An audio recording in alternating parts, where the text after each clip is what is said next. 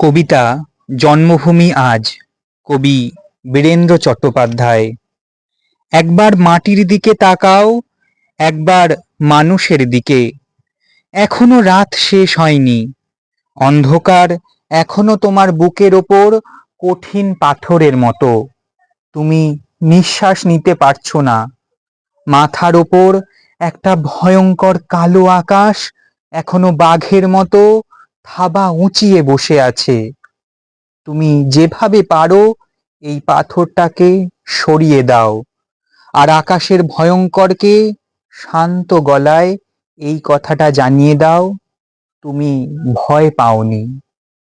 মাটি তো আগুনের মতো হবেই যদি তুমি ফসল ফলাতে না জানো, যদি তুমি বৃষ্টি আনার মন্ত্র ভুলে যাও।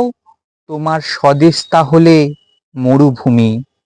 যে মানুষ গান গাইতে জানে না, যখন প্রলয় আসে সে বোবা ও অন্ধ হয়ে যায়। তুমি মাটির দিকে তাকাও, সে প্রতীক্ষা করছে। তুমি মানুষের হাত ধরো, সে কিছু বলতে চায়।